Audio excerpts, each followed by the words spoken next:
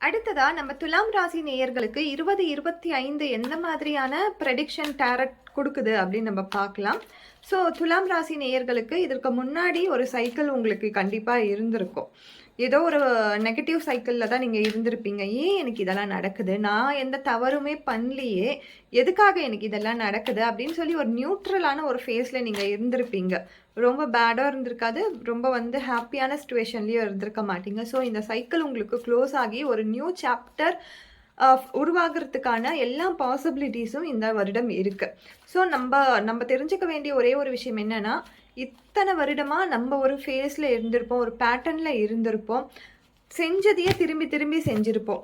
So அத மட்டும் கொஞ்சம் கொஞ்சம் நம்ம லைஃப்ல குடுக்குற அந்த லெசன மட்டும் கொஞ்சம் கத்துக்கிட்டு, திரும்பவும் அதே ஃபேஸ்லயே இருக்காம இருக்கிறத மட்டும் தான் நம்ம இந்த வருடம் பார்க்கணும். ஏற்கனவே கடந்த வருடம் பார்க்கும்பொழுது நம்ப பல சம்பவங்கள்ல மாட்டியிருப்போம். பல பேர நம்பி ஏமாந்திருப்போம். அந்த ஒரே ஒரு லேர்னிங்க மட்டும் நீங்க 2024லேருந்து எடுத்துட்டு வந்து 25ல இம்ப்ளிமெண்ட் பண்ணுங்க. சீக்கிரமா யாரையும் நம்பாதீங்க. சீக்கிரமா யாரையுமே ட்ரஸ்ட் பண்ணாதீங்க. ஸோ நம்மளுக்கு வந்திருக்க கார்ட்ஸ் பார்த்தீங்கன்னா 10 ஆஃப் பென்டக்கிள்ஸ். அதே மாதிரி 7 of wands, 5 of cups.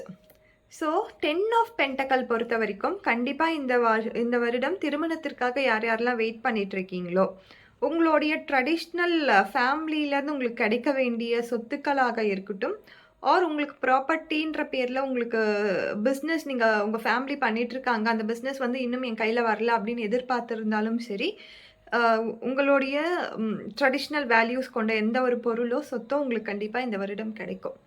So இந்த வருடம் பார்த்தீங்கன்னா, ஒரு பென்டக்கல் நிறைஞ்ச வருடமா இருக்கும். அதாவது ஃபினான்ஷியலா ரொம்ப ஸ்டெபிலிட்டியோட இருப்பீங்க. ஃபினான்ஷியலுக்கு எந்த ஒரு பிரச்சனையும் வராது.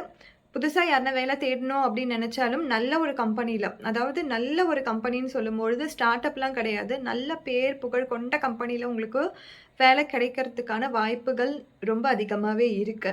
அதே மாதிரி யார் யாரெல்லாம் கவர்மெண்ட் வேலைக்காக ட்ரை பண்ணிட்டு இருக்கீங்களோ, ஒரு ட்ரெடிஷ்னல் வேல்யூஸ் தானே அதுவுமே, பாரம்பரியமா வர தொழில் தானே.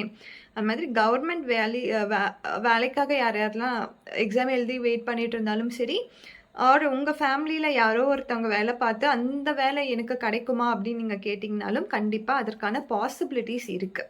கண்டிப்பா இந்த மாதிரி ட்ரெடிஷ்னல் அண்ட் ஹெரிடேஜ் சம்மந்தப்பட்ட விஷயங்கள்லாம் பாசிபிளா நடக்கிறதுக்காக இந்த துலாம் ராசி நேயர்களுக்கு நல்ல சாத்தியம் இருக்குது, பிராப்தம் இருக்கு.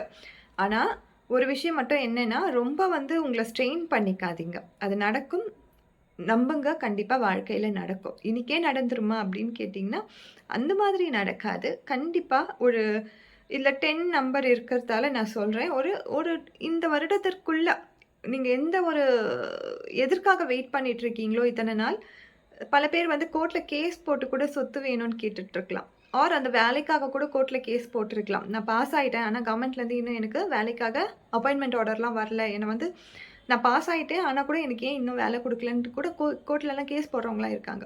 ஸோ அந்த மாதிரியான சிச்சுவேஷன்ல இருக்கவங்களுக்கு கண்டிப்பா இந்த வருடம் உங்களுக்கு ஒரு பாசிபிலிட்டீஸ் இருக்கு. கண்டிப்பா நடக்கும், நம்புங்க.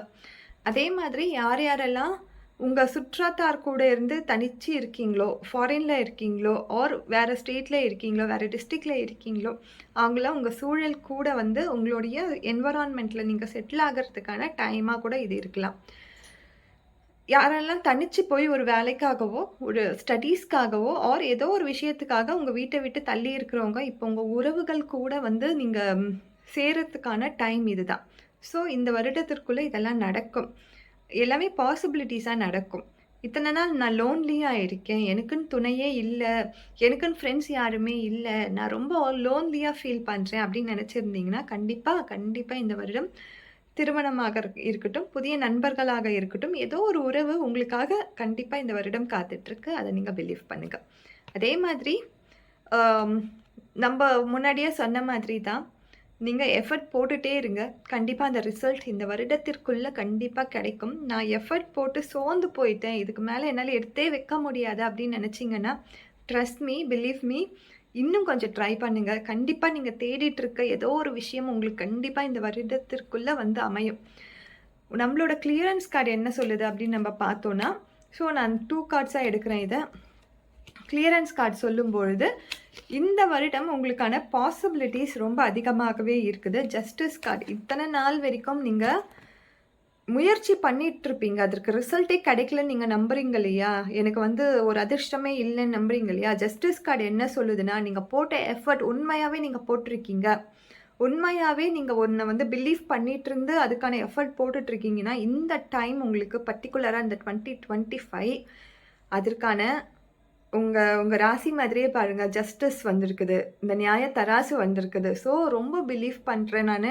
உங்களுக்கு இத்தன நாள் நீங்க எந்த கோல் செட் பண்ணி போட்டிருக்கீங்களோ, அதுக்கான எஃபர்ட்க்கான ரிசல்ட் கிடைக்கலன்னு நீங்க நம்புனீங்கன்னா, இந்த வருடம் கட்டாயம் நல்லது நடக்கும். என்ன பிலீவ் பண்ணுங்க. அதே மாதிரி இந்த எஃபர்ட் நீங்க எவ்ளோ எஃபர்ட் போட்டீங்களோ, அது எல்லாமே பென்டக்கிளா மாறி, உங்களுக்கு வந்து வருமானமா மாறி, நீங்க வந்து நான் ஃபர்ஸ்ட்டு சொன்ன மாதிரி ஒரு ஒரு பியூட்டிஃபுல்லான ஃபினான்ஷியல் ஸ்டேட்டஸ் இந்த இந்த வருடம் கிடைக்கும். ஃபினான்ஷியல் ஸ்டேட்டஸ் கிடைச்சுச்சுன்னா, இந்த சொசைட்டிலயும் ஒரு நல்ல பெயர் கிடைக்கும். இந்த சொசைட்டிலயும் உங்களுடைய லெவல் வந்து ஒரு அப்கிரேட் ஆகி ஒரு நல்ல ஸ்டேஜ்க்கு போவீங்க. பட் நீங்க வந்து உங்க உறவுகளோட நீங்க யார் யார் கூடலாம் பேசலையோ, யார் யாரெல்லாம் என் லைஃப்ல இனிமேல் இவங்க இல்லன்னு சொல்லி நீங்களும் ஒதுங்கி இருந்தீங்களோ, அவங்க கூட கொஞ்சம் காம்ப்ரமைஸா போய்க்கோங்க. உங்க உறவுகள் கூட சேர்ந்துக்கோங்க. Thank you.